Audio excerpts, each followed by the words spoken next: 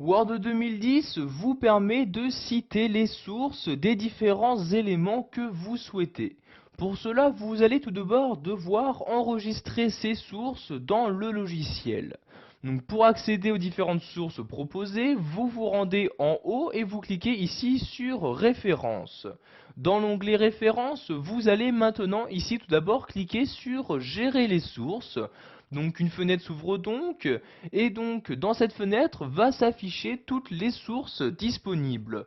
Donc par défaut, Word 2010 ne possède aucune source, donc vous voyez ici j'ai déjà inséré 4 sources, donc différents ouvrages, donc par exemple un livre d'Albert Camus, L'étranger, vous avez également la date de publication de ce livre qui a été insérée.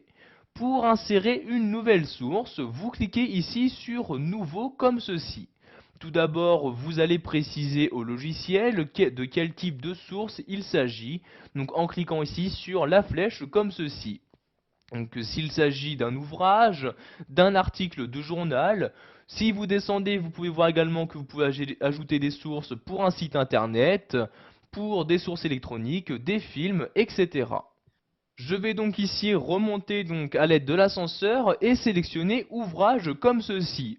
Vous pouvez, si vous le souhaitez, renseigner la langue de l'ouvrage en cliquant sur la flèche. Donc ici, je vais mettre le français.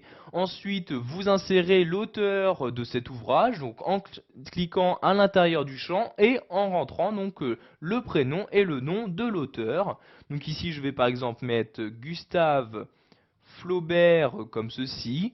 Ensuite, vous cliquez dans le champ titre et vous insérez donc le titre de cet ouvrage. Donc ici, je vais mettre le titre d'un livre Un cœur simple comme ceci. Ensuite, si vous connaissez les différentes informations comme l'année, vous pouvez également la renseigner. Donc ici, donc l'ouvrage a été publié en 1875 comme ceci.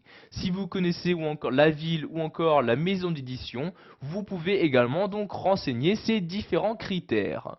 Avant donc d'insérer et d'ajouter cette source dans Word 2010, vous pouvez modifier ici le nom de la balise, donc le nom de la source qui sera utilisée. Donc par défaut, donc, ce nom utilise les 3 premiers caractères du prénom de la personne et donc ici la date, donc, vous voyez 75 pour 1875. Donc ici nous allons laisser le nom de la balise comme ceci et je clique sur OK pour insérer la source donc dans Word 2010. Donc sachez que vous pouvez ajouter autant de sources que vous le souhaitez. Je n'ai juste qu'à cliquer ici sur nouveau. Je vais par exemple ajouter une dernière source, donc de nouveau un ouvrage, l'auteur, donc je clique dans le champ, je vais ici mettre Alexandre Dumas comme ceci. Ensuite pour le titre je vais mettre 20 ans après, donc comme ceci, donc je saisis à l'aide de mon clavier, puis je vais également renseigner l'année, donc ici 1845. Je clique ensuite sur OK pour ajouter la source à Word 2010. Vous avez donc maintenant toutes ces sources qui ont été ajoutées donc à Word. Vous pouvez donc les utiliser donc dans les listes actives. Donc, par exemple, voyez, toutes les sources que vous ajoutez sont actuellement actives. Si vous ne souhaitez par exemple pas utiliser celle-ci, vous la sélectionnez et vous cliquez ici sur supprimer et elle va être supprimée de la liste active.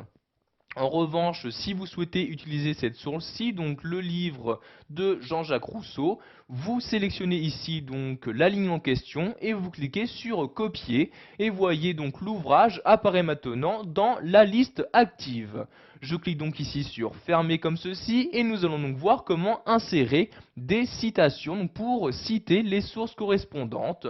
Je clique donc en haut sur insérer une citation et vous avez donc dans le menu les différentes sources correspondantes donc se trouvant dans la liste active.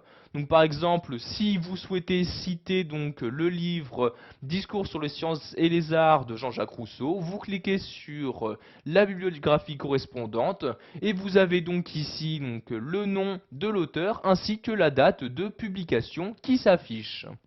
Nous allons maintenant rajouter des sources dans la liste active. Je reclique donc ici en haut sur gérer les sources comme ceci et je vais insérer donc d'autres éléments. Donc par exemple ici le livre d'Amélie Nothomb, je sélectionne la ligne puis je clique ici sur copier. Je vais faire de même par exemple pour le texte d'Alexandre Dumas. Je sélectionne la ligne et je clique ici sur copier. Maintenant, je vais cliquer sur fermer comme ceci et je vais faire divers retours à la ligne.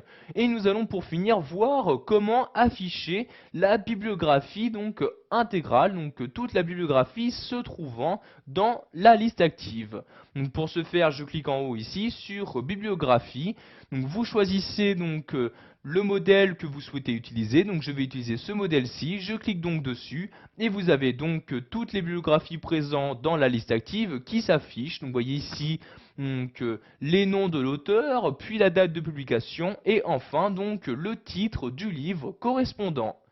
Voilà, vous savez maintenant comment utiliser la bibliographie présente sous Word 2010 pour insérer différentes citations de livres.